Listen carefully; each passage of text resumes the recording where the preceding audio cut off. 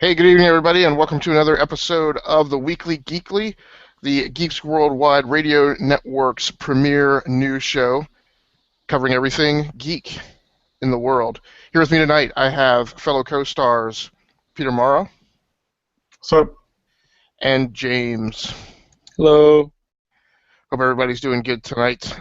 We have another fast and furious show, so we're going to be talking news, as always. We're also going to be talking a bit about cloud apps and storage. We won't be doing tech episodes too frequently, but I don't know. Every maybe fourth or fifth episode, we'll wind up hitting a tech topic for our main discussion.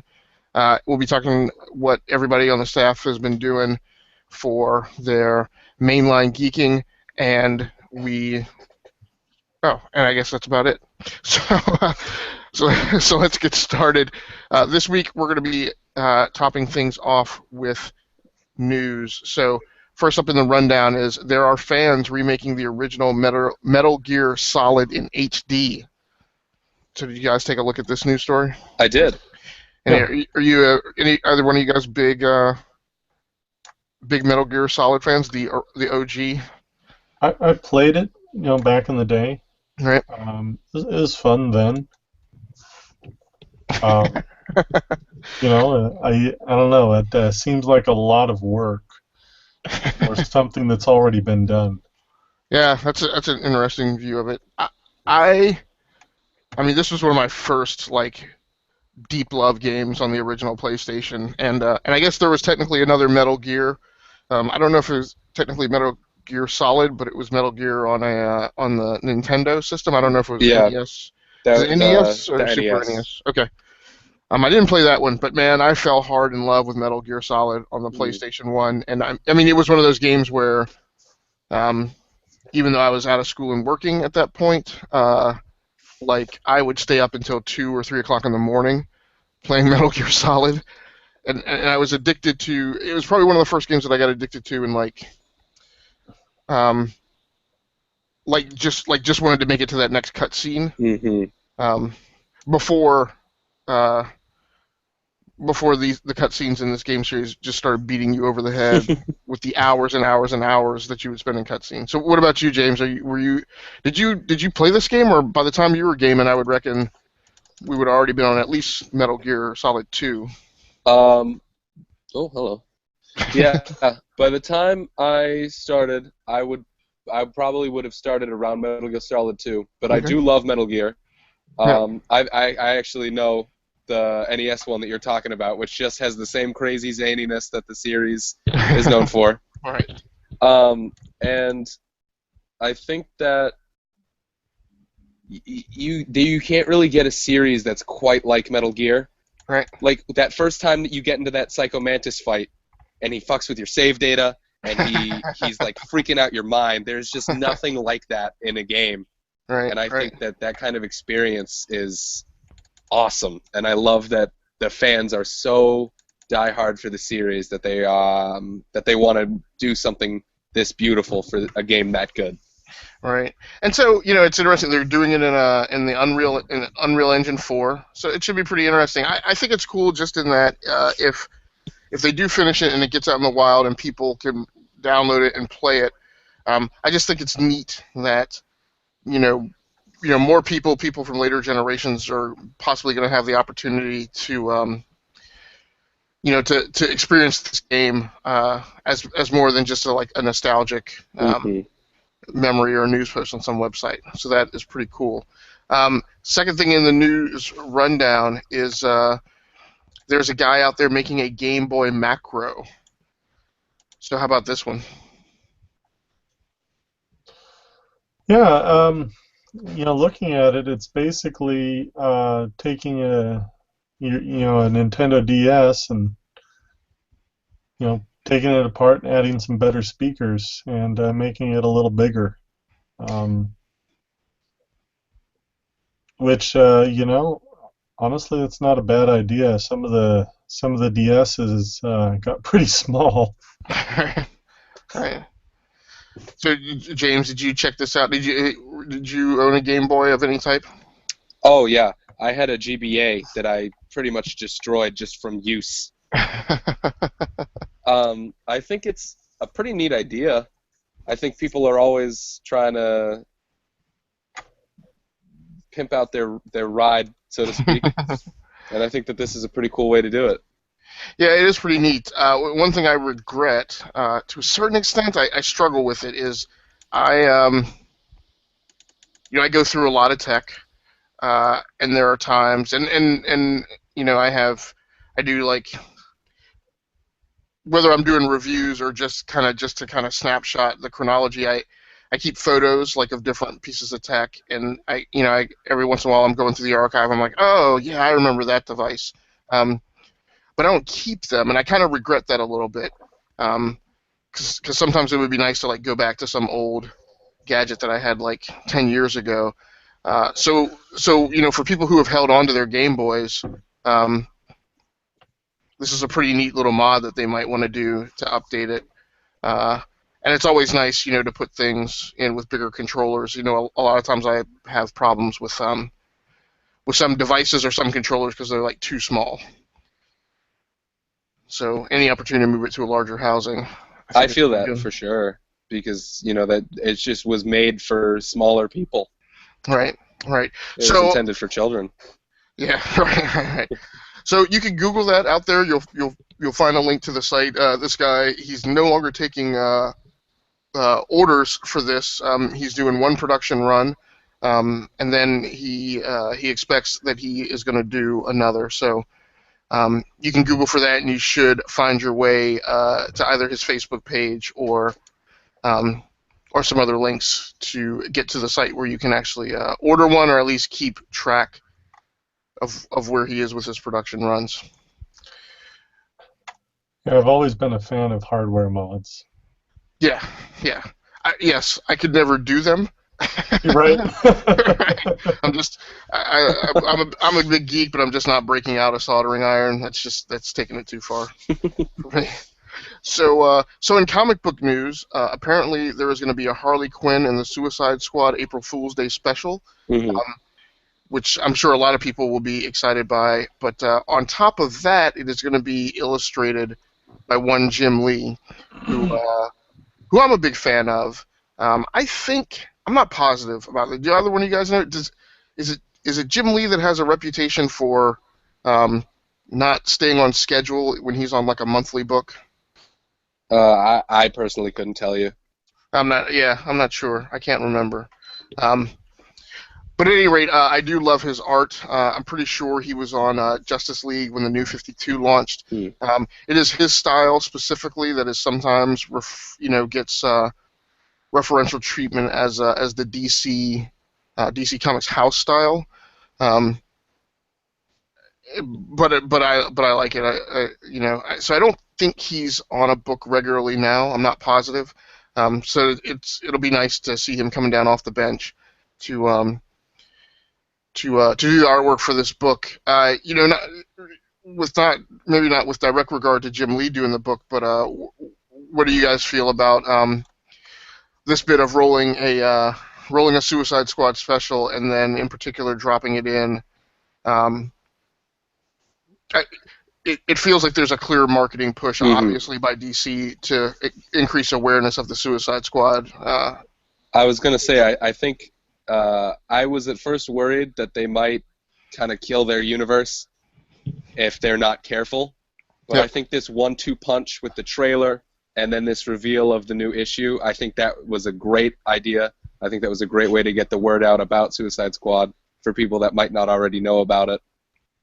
So I think it's a good idea. I think it's a great idea. All right. Peter, you?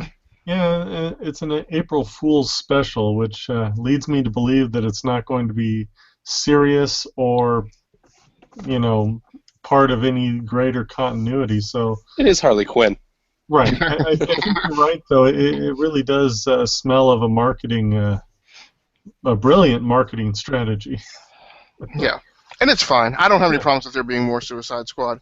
It's kind of weird how it has meandered. I don't think... So there was a new 52... I'm sorry. There was a Suicide Squad... There was a new 52 Suicide Squad, which, in my mind, is kind of what I think of now as the classic Suicide Squad, which is Harley, Deathstroke, Deadshot, and Boomerang. Right? Was that 4 characters that I named off? Yeah. Yeah, I think there was a 5th one in there, but I can't remember who they are right now. But but then there was another Suicide Squad comic launch. I want to say just last year, in the wake of all of the DC events and coming out of the other side of Convergence, I think. And that team is not made up of that structure. I'm not sure exactly who is on that team. It escapes me right now, but yeah. So it's a little weird how they're kind of in the comic book world looked like they were trying to go away from that team, and now obviously they're trying to increase the marketing push. But it's all good. I think people will be quite full of Suicide Squad by the time the year is over. I think they saw that positive reception, and they Right. thought, well, we may as well go full steam ahead. Yep.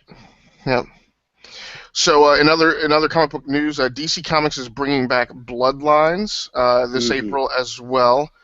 So Bloodlines was an event that I think they ran back in the early 90s. 93, I think. Yep.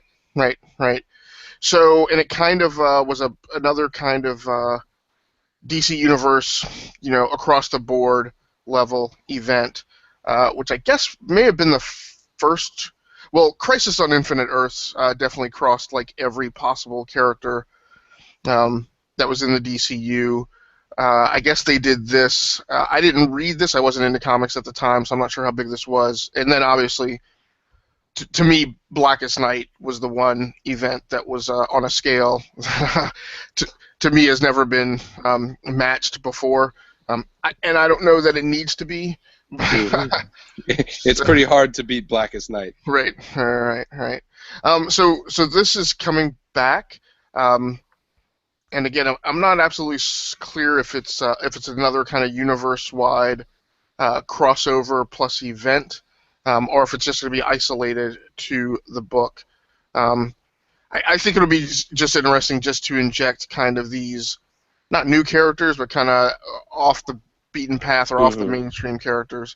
Do you guys think that they are doing this because this might feel like the DC Comics version of the Inhumans? Yeah, I mean, you can definitely draw parallels between what DC is doing now and what Marvel has done in the past, and I think they're trying to catch up. Okay. So I can definitely understand that. It's funny that you talk about new heroes. Do you think that the new Bloodlines run is gonna? Do you think they'll add new heroes like they did in the original, or do you think it'll just be more of a resurgence? I think it's wide open. I think it's wide open to replicate, the heroes they created then, as well as add some additionals. And it's curious to me that you said that DC needs to catch up to Marvel, because I feel like, almost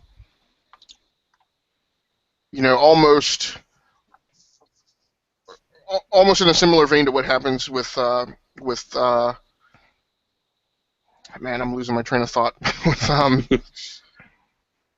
almost like what happens with software when you like redesign it or make some significant change that is partially destructive. Is I feel like DC and Marvel both like significantly disrupted their universes to execute and get through Secret Wars, Battle World, and Marvel, and Convergence and whatever, and the other muddle of events that were over in DC.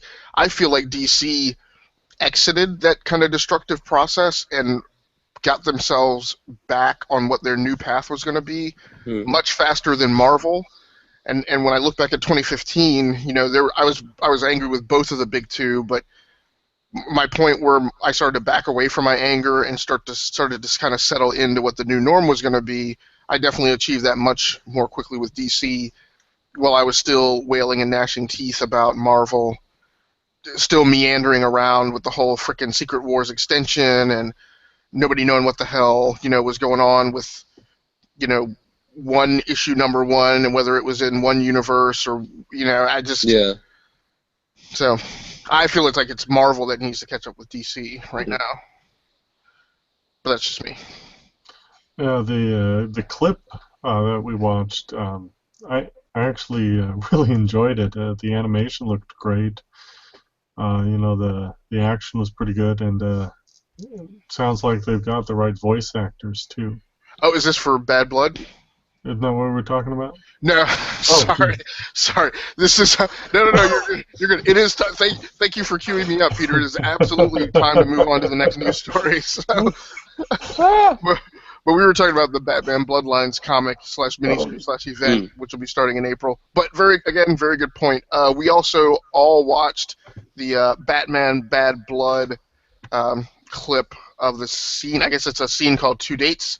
I don't know. What were your guys' thoughts on this clip? I just gave mine. Ever since Batman Beyond came out, I've always loved the Bruce is dead or too old to do anything, and now it's time for someone else to step up and be Batman. Right. And this movie, the action looks great. Like Peter said, the animation is awesome. The voice actors are awesome. Yep.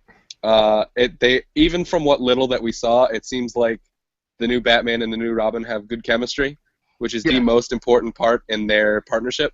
Exactly. So I think it looks great. Yeah, and in case you don't know the setup for this, we were talking in the pre-show. I think it's very important. I don't know that DC is doing a big job, a really good job, of being very vocal about the fact that this is Dick Grayson as Batman, paired up with Damian Wayne as Robin, and you can feel a certain way about Dick Grayson,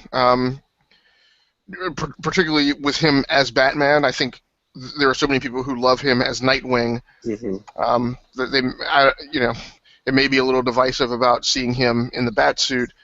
You can definitely feel a certain way about Damian, who and the character he is in that's represented by this time in the comics. I could not stand Damian Wayne. I was all for him being killed off. But just like you said, James, the thing that's really awesome about this era of the Batman story or continuity is that interplay between the notion of Dick Grayson, who was the first Robin, and some would argue the best Robin, and this notion that he is that he's replacing Bruce, and then taking on Damian, Bruce's son, as his understudy and teaching him to be Robin. So, as I mentioned in the pre-show, I usually don't jump right on these things, but this may be one that I buy. I may buy this just straight out of the gate on the 2nd of February, which is when Batman Bad Blood drops, at least in Blu-ray format, and I'm not sure. It should be available same day in digital format for download, I'm assuming. So, awesome. Very good. Next thing on the news rundown is new Suicide Squad posters are out, or were released earlier this week. Did you guys get a look at these? I did see a couple of them. Yeah, they're really highly stylized, and All right. I actually like the color on them. All right. Did you guys notice, because I didn't the first time that I looked at it, that the Joker is in the picture with the Suicide Squad? Yeah. Is he? I did not see that. Yeah. Up on the upper left-hand corner. We'll take a little look at that. So he is definitely standing apart from the group. But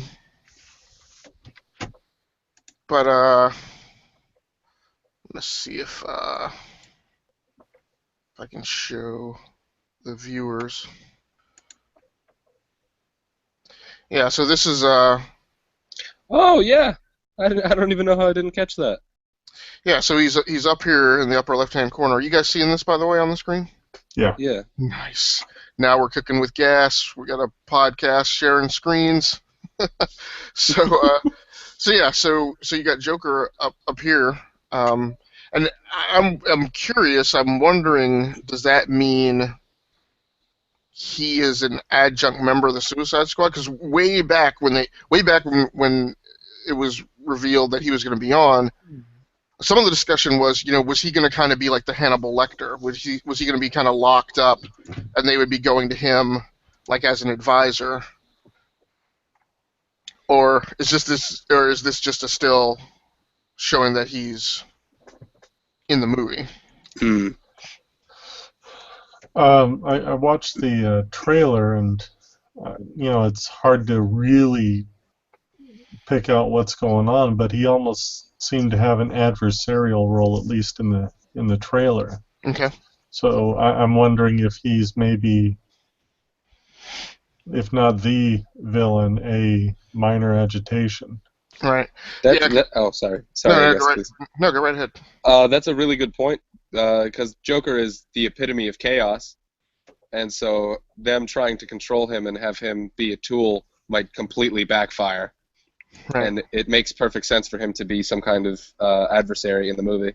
Yeah. And if you're watching the video version, if I was only showing the screen to the cast members and not to you, I think I'm now showing the screen to anybody watching the video. So like I said, here's Joker here in the upper left-hand corner, which is what we've been talking about. The other thing that's interesting is you have Viola Davis right down here standing amongst the Suicide Squad members, which I find curious if it's, if the Joker is here because he's in the movie but isn't part of the Suicide Squad. I would think Viola Davis would kind of be up here because she's, this isn't her standing with her troops, right? All these people have bombs in their head for the most part. We still don't know if Katana does. Who is this down here at the bottom at the apex of the triangle? Do you guys know? Some sort of witch or sorcerer or something. Huh. Can't remember. Right. Yeah, I don't know what that is on about. I'm going to try and cycle through a few more of these. So you have the Joker here. Katana. Still don't know why she's in Suicide Squad. Boomerang. And this is a guy, I've forgotten that he's in Suicide Squad. If he is anywhere near as cool as the Boomerang on The Flash, then that will be awesome. Because he has always kind of been a very clown character. There's Killer Croc. And I think that's it. Oh, there's more. Oh, is there more after that? Oh, sorry. Yeah. Okay. And then Rick Flag. Deadshot. There's our girl Harley. Slipknot. Are they doing the soundtrack? Yeah. Oh, okay, so this is the DCU's Enchantress. Okay. That also seems weird to me. It's either one of you guys know if she's been in the Suicide Squad in the comics? I don't know. Okay, so now I think oh no, there's still more. Diablo. And then okay, so here's the big one. And this is kind of a neat poster. Obviously, the one thing I'll say for Warner Brothers, many times the problem with a movie like this is you put all the budget in the movie, but you don't put the right dollars into marketing behind it. There should be no way in the world that anybody who is at least mildly tracking cinema news and movie releases does not know about the Suicide Squad. So yeah, and I think even people not that interested in the cinematic universe got that, like we were talking about earlier, got that April Fool's Harley Quinn comic, and that'll really get them looking too. Right. Okay, Peter, I think this is the last story in the news rundown. Talk us through the SpaceX rocket exploding in its landing attempt. Yeah, so SpaceX, of course, is a private space travel company, and it's headed up by Elon Musk of Tesla, PayPal, Solar City, etc., etc. That guy is an evil genius, I swear. Crazy wealthy. Yeah. But he's been trying for a number of years now to launch a rocket and have it vertically land. And this is the third attempt to have it vertically land on a barge out in a large body of water, and it blew up. But, and this is the cool thing, it's not really a failure because every single time that they've attempted this, they've learned a tremendous amount. In this case, the rocket is still mostly intact, which is better than they've gotten in the last two rounds. So what happened here was a leg lockout didn't latch, so it tipped over. And it's down to one thing, and I just think it's incredible that his company is going from one-time use to potentially cost-saving multi-use space vehicles, which is going to save a lot of money in the long run. I just think it's really cool. No, it is because basically what it means is that that they made the landing. It's just that they didn't stick it. Right? Yeah. They successfully dismounted the bar, but didn't stick the landing. So that's definitely progress. Yeah, and we joke we joke about, oh, he blew up another spacecraft, but I mean, which he did. But I mean, this is one more step for Don't say mankind, dude. I'm not going to say. I was going to say private space travel. So Right. maybe 10, 20, 30 years down the line, you and I can go buy our tickets and go into low Earth orbit. Nice. Which actually would be pretty cool. Right. You Right. actually see the curvature of the Earth. Right. Right. James, any thoughts on this one?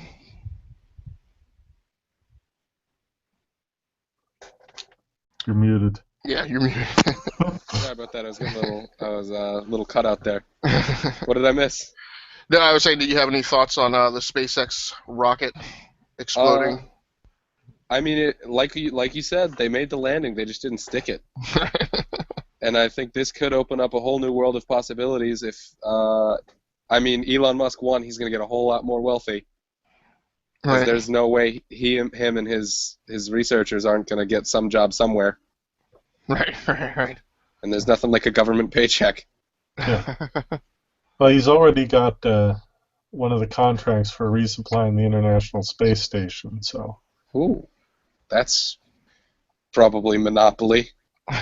Can't imagine anyone else with their own fleet of spaceships. The owner of Amazon. Really? Yeah. I guess there is some competition then. Yeah, he's got some competition, and Russia's space agency now just went privatized. So their entire space agency is now not part of their government. Right. Russia's getting a little more. I don't know. All right, so we're gonna move on to our next section of the show called Mainline Geeking. So in this round, each of the hosts goes around and talks about the main thing that they've been focused on in their geek lives for the past week. They may mention the next thing that they're going into. We never really know. So if you guys don't mind, I'm going to go first. I put mine in the rundown saying that I had been playing and streaming a lot of Left 4 Dead on my YouTube channel, Rounding Off Infinity. And, one of the science experiments there is I took my primary gaming laptop and connected it to my 50-inch plasma TV, which is behind me, which is a unique and interesting experience. I maybe should have done it before. I never really bought into this notion of, people want to play PC games on their big screen TVs. I'm like, well, why would I want to do that? I'm like, the stuff I'm playing is usually like the detail is so, at such a level that I just really want to be near the screen, right? When I'm playing PC games, and it's a bit of a pain to set up all the ergonomics correctly and have. What I have right now is I have a laptop stand that I travel with sometimes, and I have that raised all the way to the up position. That's where I put the keyboard and the mouse. But I'm not going to talk about Left 4 Dead, which is kind of a nostalgic play. But last night, Homeworld: Deserts of Karak released, and again, out of my normal paradigm, I went and grabbed that on release day and started playing it last night. So I've streamed or game captured a bit of that. That's posted into my Twitter feed under at Agasicles That's two S's in the middle. And I will be posting up my initial impressions of the game on the Geeks Worldwide website. So it's pretty cool if you're a Homeworld fan. The graphics are similar. It has the same kind of feel. The interesting thing is the studio that did Homeworld and Homeworld 2 actually also did two real-time strategy games that were ground-based called Ground Control and Ground Control 2. And the game plays in Homeworld, Deserts of Karak, plays very much like a mashup of those two. I like it. If you go to Steam, you'll see some other feedback from some other gamers. I don't agree with them, but a lot of their sentiments are that the game is just too simple and too basic and not very complex. And I'm like, and these are typically Homeworld veterans, and I'm like, well, combat on the ground, lacking that additional third dimension, maybe that's what it's going to be. But I've had fun playing it. The only other thing I mentioned about it is it has a weird. There seems to be something weird going on because my Lenovo Y50, which has a NVIDIA GTX 960M mobile GPU in it, does not play the game as well as my other laptop that I'm on right now, which is a CyberPower PC FangBook 3, which has an 860M. It actually plays better on the older chip. So I'm not absolutely certain that the game is optimized that well. So we'll see if that improves. I haven't seen a lot of times a new game launches and you'll also have an update for your drivers because NVIDIA has been working to optimize that game. I have not seen that for this game, so maybe that's yet to come. You guys have any questions on that at all? Gearbox, right? They're the developers for Homeworld? Yeah. So yeah, I'll try and quickly. I'll try and dish on that a little bit on the DNA of the game. So I may not have all this perfectly correct. The studio who did Homeworld and Homeworld 2 was a studio called Relic. They at some point became owned, I'm pretty sure, by THQ. THQ That's right.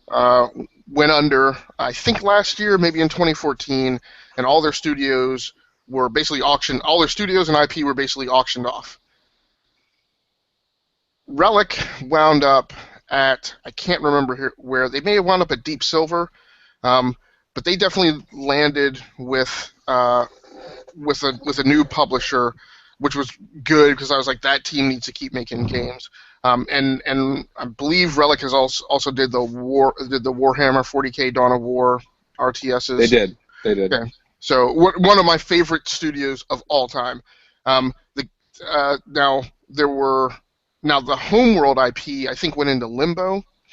It did for like 10 years, I think. I'm not sure. Maybe not that long. Right. But somehow in the dissolution of THQ, Homeworld IP went into limbo.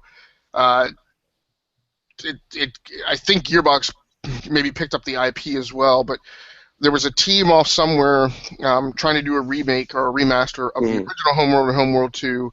When THQ went out of business, I think those guys lost their publishing avenue, and eventually Gearbox bought either them or the IP or both, and obviously published a Homeworld remastered or whatever version last year, which hit on Steam. It's on Steam right now on sale for $35, which is another kind of weird thing. Is Deserts of Karak is $50. It's only it's $15 more. This remastered version is still selling for like $35. It was on sale during the Steam holiday sale, but after the holiday sale, it went right back to its normal price. So I loved Homeworld. It's so awesome. It's such a good soundtrack too. Yeah. I hate to keep talking about it, but it was one of those games that you literally, like, I didn't need to do anything in it. Like, a lot of times I would make a skirmish, like a very non-complex skirmish, and just kind of like sit there and zoom in on the different spacecraft. Oh, it was so much fun. You know, it was so good. So Peter, what about you, man? What have you been doing for mainline geeking? Anyone who knows me a little bit knows that I have been obsessed with The Martian since reading it a couple of years ago. And the Blu-ray release finally came out, and I have been poring over that and drooling over all the special features. The studio, Fox, did a really, really good job at marketing this movie. I mean, they even went so far as to make fake commercials for the Ares space program with Neil deGrasse Tyson and his Star Talk podcast. Under Armour did a fake Ares 3 Under Armour commercial with Matt Damon. GoPro was featured heavily in the movie, so they had their own little bit. And one of my favorite features of the special features on the Blu-ray release is they did kind of a 7 years after interview with the three NASA administrators of the program. So it would be Teddy, Vincent, and God, I can never remember Sean Bean's name in this movie. He survives, but I can't remember his name, his character name. Oh, and I just, Peter, before you keep going, I just want to ask if you do have any spoilers. If you can say so. Okay, good. And then I wanted to ask, please don't spoil it because I haven't seen it yet, and we're watching it for the viewing room episode of Two Guys, a Girl, and a Scene that's coming up this Sunday. So go right ahead. Yeah, no spoilers. This one is kind of like one of those. This special feature is kind of like one of those shows on the History Channel that interviews everyone involved well after the fact, and they kind of give you some background and some just kind of fun information. The Blu-ray release itself is amazing. It sounds wonderful on my system. It looks great on my TV. I don't do 3D, so it's just Good for you. Good old 1080p. I don't like to half my my resolution just for 3D. Right, exactly. But that's what I've been doing. I can't go on. I'm not going to give any spoilers. I love the movie. I love the book. I love the audiobook. So now I have not seen the Oscar nominees. I did look at the Golden Globe, nominees and awardees as we went through that. But is Matt Damon or this movie up for any Oscar awards? Matt Damon is up for Best Actor, which I think is deserved. I believed he was stuck on Mars. And at one point he dropped like 50 pounds for the role. So. Oh wow. I liked his performance. I know it's up for several technical awards and Best Picture. Oh wow. I feel like Ridley Scott was boned on Best Director though. Okay. He didn't get a nod for that one, and it's just a really good movie, I think. That's good. Yeah, I'm a little biased though. Yeah. Right. After having paid the money for the Yeah. After having seen it, paid for it, and bought the book and movie audiobook. Twice. I'm looking forward to it. It's one of the reasons why I love. It sounds like I'm plugging the other show, and I probably arguably am, but it's one of the reasons I love being on Two Guys, a Girl, and a Scene because my co-host on that show, news editor Jonathan Reyes and entertainment editor Sarah Belmont. I love listening. Oh, thanks, man. Oh, thanks. That's flattering right there. We're in the mode in the show right now where I just let them pick the movies because it just makes it easier and I'm typically a bad movie picker, but they get me to watch. They're the ones who make sure things get on my watch queue that I might let go for longer than I should without seeing them. So they made sure I watched Ex Machina because that was our viewing room episode for the first viewing room of this month, and then they queued up The Martian. So looking forward to that. Yeah, it's good hard science fiction. Mm-hmm. Good, yeah. So Yeah. it's not like Galaxy Quest, Might make you never want to eat a potato again. but it's still so funny.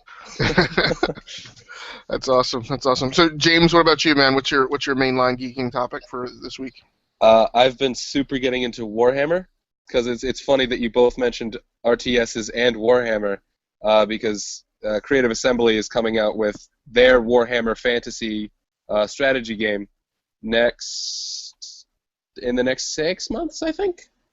Oh, are you telling me that Creative Assembly is doing a Warhammer game in the Total War engine? They are. They're doing Total War Warhammer. Yeah. Oh man. There's going to be greenskins, ogres, Empire. I think Bretonia is in it. I don't know if you can play as Bretonia, but they're in it. Oh man, I'm just so excited. That's awesome. Is that a 2016 release? I think it is 2016. Yeah. Okay. So there's I've been catching up on my lore. I've been looking at End Times just in case they make some DLC for End Times. I'm super pumped. Have you played Vermintide? Yeah, with the Skaven.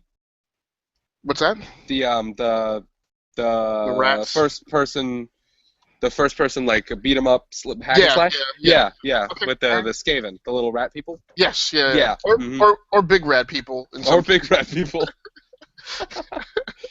Yeah, there's I've got a good stream of that where I was doing game capture or streaming and like one of the first maps I play, I thought I heard the thing. I'll just say it's a rat. I thought I heard the big rat and directionally I was just off.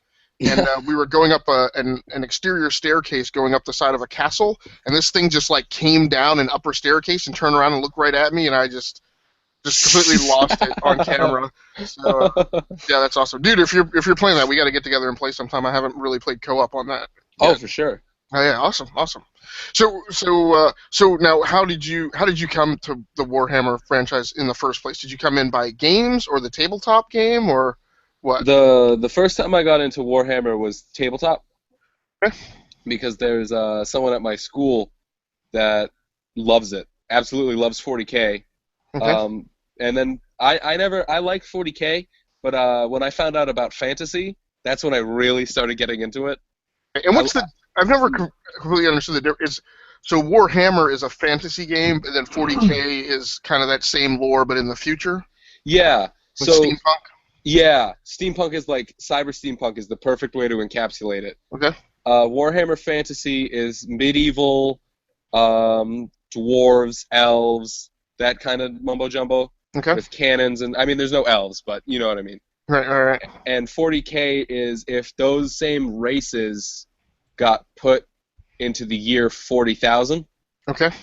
So there's colonies from the humans and the orcs in 40K are crazy because they're this barbaric, underdeveloped race that is given technology. Okay. So they use jetpacks and chainsaw swords and the Choppa boys. It's all fun. Oh, that's awesome. That is awesome. Yeah, I googled that while you were talking, man. It's April 28th. Total War Warhammer out on the PC. 28th. Yes. I gotta put that in my calendar. Yep. Yeah, that's a big deal. Yeah, I'll be adding that to my calendar too. That is awesome. It may actually push me to go buy all the Total War games that I've skipped. Which ones have you skipped? I do pretty much all of them. I didn't get into the series until Rome Total War, which I was okay with because I feel like the ones before that were kind of like Creative Assembly on a learning curve. Yeah. And I feel like Total War was just perfectly tuned. But then I haven't played anything after that because I didn't get enough time to really get satisfy myself with Total War. So I may go back to that and grab a few others before Warhammer comes out. That's awesome, dude. Yeah, if you like, you might not like the period because I know a lot of people don't find it particularly palatable, but Shogun 2 is pretty much considered the best Total War game, and it's Civil War Japan. Oh, dude, I was a history major in undergrad. I pretty much love all period piece Oh, no video kidding. games. So yeah, I would Oh, definitely get into that. it's great. Yeah, very, very cool. Now I'm so nerded out on Warhammer. I'm like, where the hell's the agenda? I completely lost track of it. Where it is in my browser. Weekly. Okay, all right. All right. So, anything else we want to cover in mainline geeking before we go on to our what was supposed to be our primary discussion topic and close out the show? Uh, Anything else from you guys, or go right into our tech talk? I'm good. Okay. So,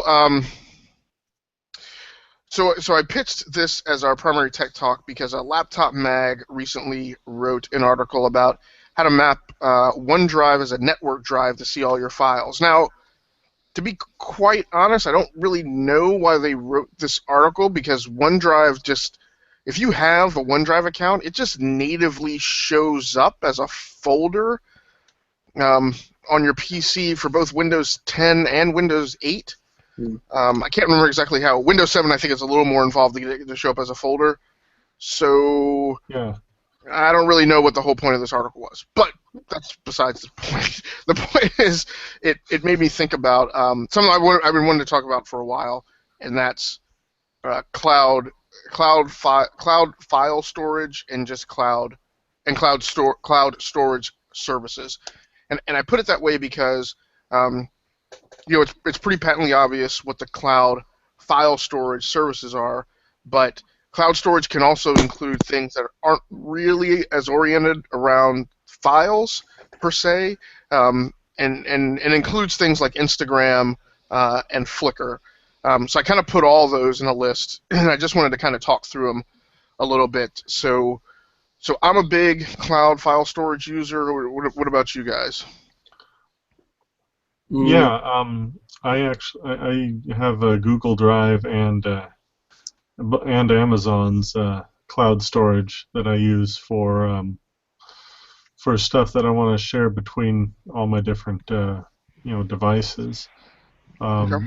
I've got a Google phone, so the Google Drive actually works really well for stuff like that, and my tablet's a Kindle Okay. Fire, so I end up using the Amazon for that. No, that's interesting. Um, That's interesting. um, I use and both Amazon and Google both have a really great photo storage. Okay. In fact, Amazon's unlimited and Google is practically unlimited as far as their photo storage goes. Okay. So when I take photos on my camera phone, they're automatically uploaded and backed up to both sites. Because Okay. quite frankly, I don't want to lose anything. Right. All right. Now, James, what about you? Are you a big cloud user? I use Drive. I do use Drive a Okay. lot, and I use Steam's cloud saving. Okay. But All right. other than that, I'm not the biggest cloud storage guy. I am very much the antiquated. Oh, I've got a flash drive if you need it. Okay. Okay. Now that's very interesting that we all kind of come at it from different ways. So for me, because I'm still, I guess technically I'm still doing duty as the tech editor on the site, and I'm just into tech. That's one of my big things. So I feel a little obligated to use all of the cloud services. To maintain some currency with them and kind of be able to report on them, and to be in a position to answer the question when I get asked, by a friend or whatever. Hey, what cloud file storage should I use? So I use Google Drive, Dropbox. I include Evernote in that list. I didn't include it here, but I included it in mine because while Evernote is kind of just a big digital notebook, it's also an effective place to store things. Again, not necessarily on a per file basis, but it's still storage. And I did actually have it in this list. And then Google Keep, just as a place to put notes, and then OneDrive and OneNote. And then I'm also a big Flickr user because I've been on Flickr. I've been on Flickr forever, and I was grandfathered in when they when when they kind of renewed their efforts in making Flickr relevant and gave current subscribers to that service 1 terabyte of storage. Um, so yeah, so Peter, let me go back to you because I find it very interesting. You're the first person I've ever heard who said that they used the Amazon cloud storage for files. And I think it's just because a lot of people don't have Kindles. I have a Kindle Fire. One of the reasons I've never used it for file storage is because my first exposure to it, they encouraged me to use it. Was at a time when they were encouraging you to use it by emailing it to your Kindle Fire email address, I think. Oh, yeah, no, they still do that, but Okay. Yeah, no. Okay. So on your Kindle, and which Kindle do you have? It's the second generation Fire. Okay. So All right. it's an older one. The 7-inch. Yeah.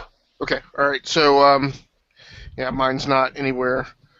Usually Yeah, I have mine the thing either. in reach. It's on the other side of the room. My cable won't reach. But so I've got a Kindle Fire HD6. And it was $99. I mean, it's kind of, yeah. And I use it mainly because, for a long time it was the only way to locally download your purchased videos from Amazon.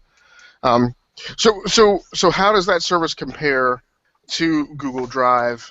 And how does it compare specifically on your Kindle? Because I can definitely say one reason I can see people wanting to use it on a Kindle Fire is because the other services don't integrate. I think the only one that's really available on the Kindle Fire is OneDrive. Right, or Dropbox, one of the two. I haven't. So I don't think there's a native Dropbox client. There are things that hook into it. Yeah, I think you're right. I have an app where if you select network, you can configure Dropbox and Google Drive. But Google Drive won't bring anything up unless you put it in a Microsoft Office format file. And of course, I don't take all my Google Docs and store them in Word format. I just write them in Google Doc format. So talk us through a little bit how that service works and how it compares. Well, when I first started using it, being a Prime Amazon Prime subscriber, they had an installable client that would put a folder on your PC or Mac or whatever, and it would sync the files with your drive, and then the files would automatically appear on your Kindle. Now they've switched to a web-based for computer, so it's all browser-based, which I don't like, so I kind of stopped using it for the most part. But I mainly just use it for my vinyl collection catalog and my music catalog, just the spreadsheets to figure out what I have so I don't double buy a bunch of duplicates. My Google Drive, though, I use a lot more. I find it's much easier to use. Okay. Yeah, and I completely appreciate the notion of keeping some of your media list in an Excel spreadsheet because back in the DVD days, that was my big thing. Is I used to have to keep because I would stockpile DVDs and not watch them forever. Yeah, me too. That makes complete sense to me. So, James, you said you pretty much just use Google Drive? Yeah. Okay. Any reason? Because a lot of these services out there are free, and I would think, because do you have homework and stuff that you have to save off in files? Yeah, I mean, I do use it for that. Okay. I keep a lot of, I keep my pictures there. Okay. I keep anything I ever write down. I usually keep it there. Okay. The only reason it's the only one I really use is I don't need that much organization to have it in everywhere. Okay. So, and you guys both use these services. Peter, it sounds like you use these services on your PC and on your phone and on your tablet? Yeah. Okay. You do the same, James? Yeah. Okay. I'll say I kind of do. I will say, your mileage definitely varies depending on what device you use them on. Um, one thing I'll comment about is Microsoft services, so both OneDrive and OneNote, for some reason, particularly on Android, but really everywhere, because I've seen this happen on my PC as well, is they have the highest frequency of asking you to log back into your account. And I'm on the downside of this anger curve right now, but I've definitely hit points where I'm like I'm uninstalling this from my mobile device and like I'm only going to use it on my PC, because I cannot stand. The main reason I store files in this stuff is so on a mobile device I can get to the things like by the speed of light, and so trying to get to my OneDrive to pull up a document and then it asks me, "Could you please log back in?" It's really frustrating. Mm-hmm. But both. I'm sorry. Go ahead, Peter. Yeah, and it's really funny because there's only one or two real cloud storage services in existence. I mean, there's Azure, which is the backbone for about a third of them, including Amazon. Google has their own backbone that they're doing. You'd think they'd work a little bit more similarly to each other, and but no, it's not the case. Yeah, and my guess, the only thing I can guess is I don't necessarily feel like it's a bug with the Microsoft services. I feel like it's deliberately in there that they just have a timer that will allow you to immediately access those systems off a single login for some period of time, and that time might be 30 days. But I feel like somewhere out there, unwritten and undisclosed, there is a timer running on those back-end servers that say, hey, if the person's trying to access a file and they haven't logged in 30 days or whatever, then force them to re-enter their password.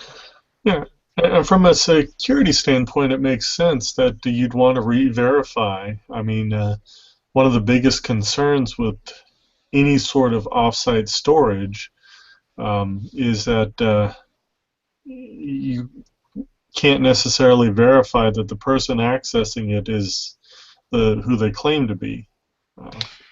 Right. So let me ask you guys both, because you both mentioned maintaining image files. So in recent history, there's been two, in my mind, significant events. Mm-hmm. There was the Matt Honan hack of 2011, I think, where Matt was a writer for Wired, and had a lot of his passwords socially engineered, and compromised, and those passwords were used to log into his iCloud account, I think his Google accounts, and or maybe his Amazon account. And he also did a lot of things at the time, because people maybe didn't realize they were not best practice. Had a lot of his, passwords were kind of passwords or usernames. Were not necessarily were obvious, but were all threaded in terms of like. Mm-hmm. In terms of like saying, there's always like a recovery email that many services use, and they say, hey, if you lose access to your account, where do you want us to send an email to? And I think in a lot of cases, his were the same, or were very recursive, like they were like Matt Honan at Gmail or Matt Honan at Yahoo, right? So it was like patently obvious what his recovery account username was. Mm-hmm. So there was that, and then there was the fappening, right? The compromise of all the celebrity, 4chan. lots of celebrity photos. So being aware of those, what is it that drove you guys to still store lots of your image files in the cloud? Well, for me, I use a random 15-character password and two-factor authentication where I can. I don't use, password 123 or 1234567 8 or whatever. I try to avoid using passwords that are easily socially engineered, which is unfortunately what a lot of the fappening was. It wasn't a compromise server side; it was a compromise in the users, which is unfortunate for Apple in that case, because they still got the blame. Yeah. But I do think between that and the fact that I'm not taking those kinds of pictures with my Right. phone, Right. uh, people wanna get onto my Amazon account and look at my dog and what I had for dinner. That's fine. Right.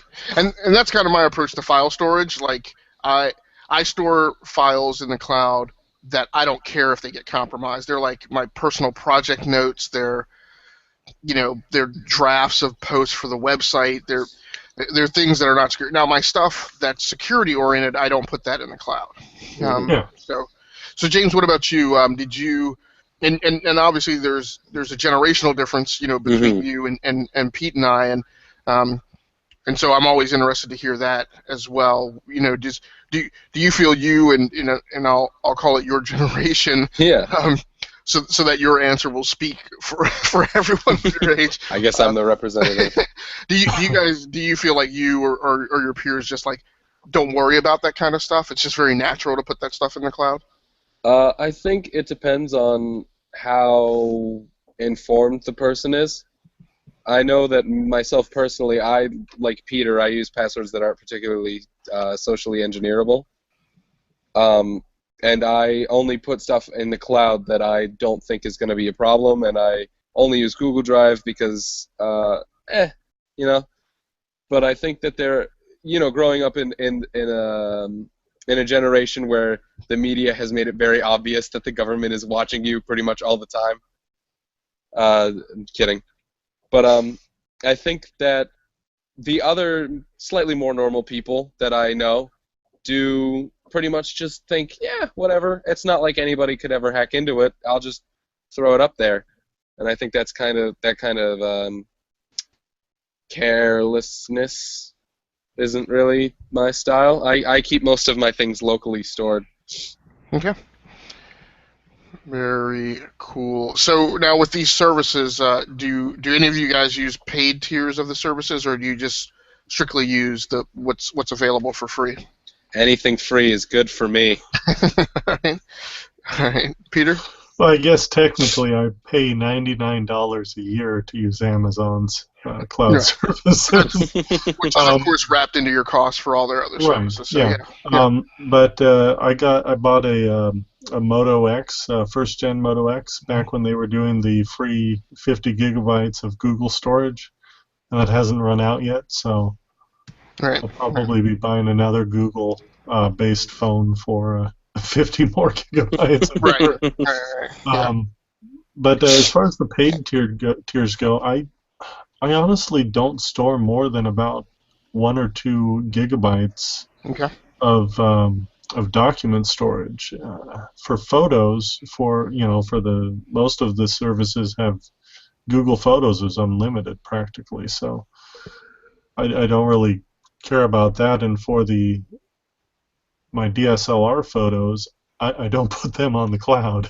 Okay. All I right. mean, they're too big. Right. Are you shooting those in RAW? Yeah.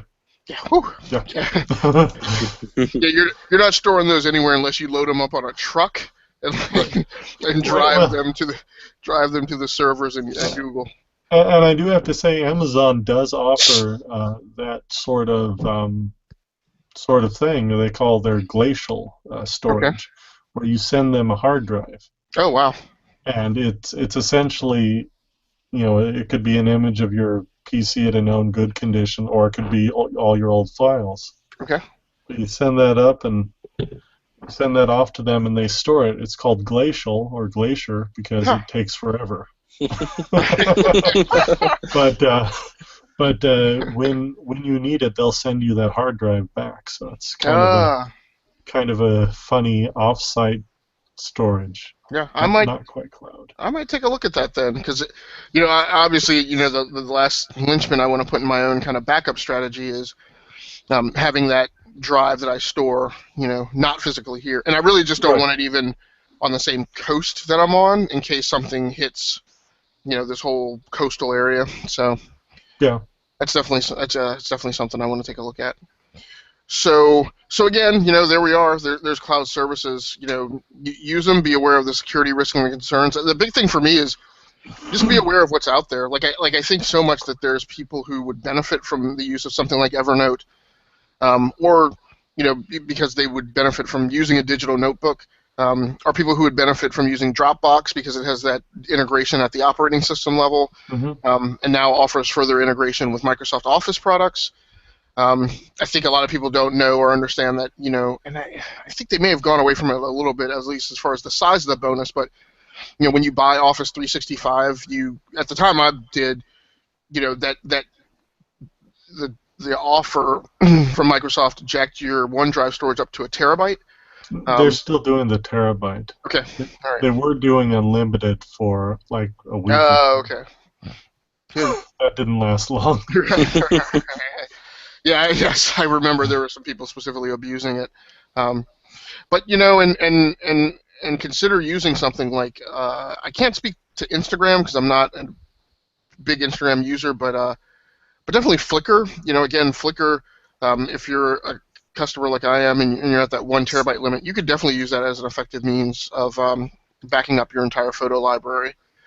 The last thing I'll mention about it, and then I'll let you guys make any additional comments you have on it, is one trick or awareness that you may want is when you're picking your image file service. I don't know how it is for everybody, but I have gigabytes and gigabytes of image files that I need to store in the cloud now, and it's all stuff that I've been taking since, for the last 7 or 8 years.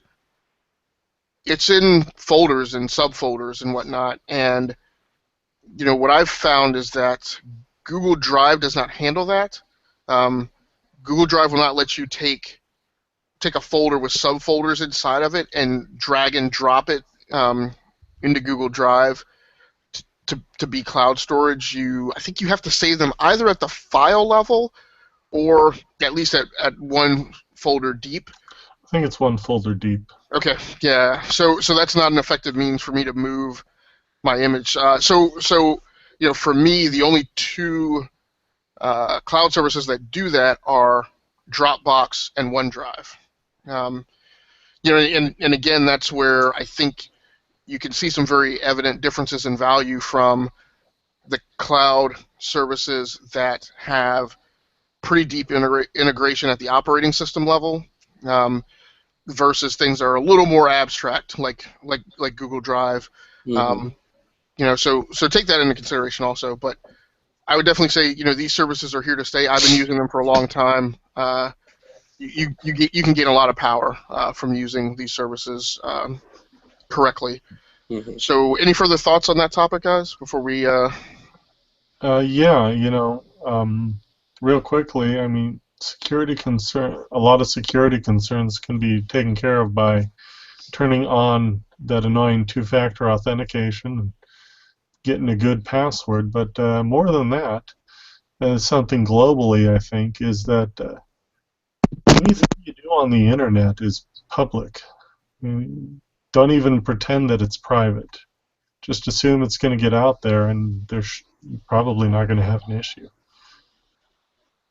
Right, and I would also say, not just for a security reason, but also just general usage, interoperability, and efficiency, also consider not using the mobile versions of these cloud apps in any kind of automated mode. Yeah.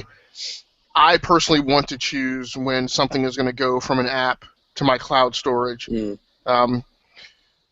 a good use case, and the impact of this is, I have family members who, some of whom I provide phones for, but also who ask me about, issues on their mobile phones, and I see some of them like clicking and enabling the auto photo backup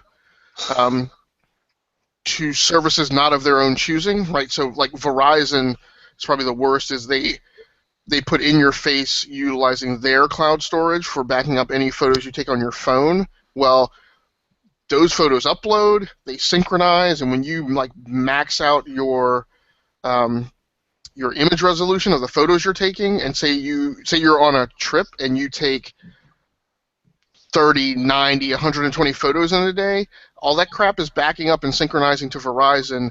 It synchronizes frequently. The phones I've observed, it doesn't just go once and then it's done. It frequently phones home and synchronizes, consuming large amounts of data.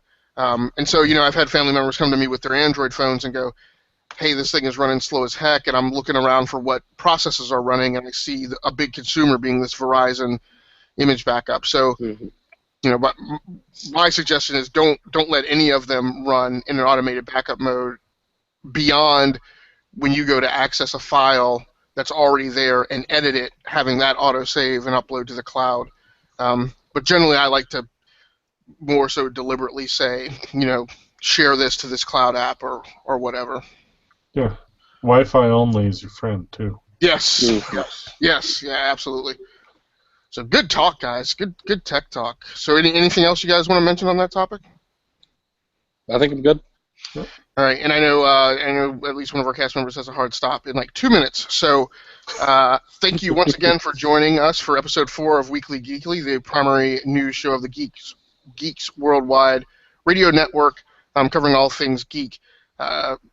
This has been your host, Agasicles Stamus, along with Peter Morrow. And Peter, what's your Twitter handle? It's Edrickson_Tarot on Twitter. And James, what's your Twitter handle? James Starch. Very cool. Anything that you guys want to plug before we roll out? No. Hit the gww.com, man. Just keep going to that site. Tell us we're wrong. Tell us why. Yeah. There is a deluge of content on the site. So if you thought that we used to be good or bad about posting content, like, oh yeah, it's increased. It's gone to warp speed out of nowhere. So definitely check that out. All right, thanks so much for joining in. Hopefully you will join us again next week, where we will be talking about some bunch of stuff that's influenced by what everybody else on the internet is writing, as well as what we are writing on our site. That's what this show is about keeping it current. So thanks again for joining in. We're out of here.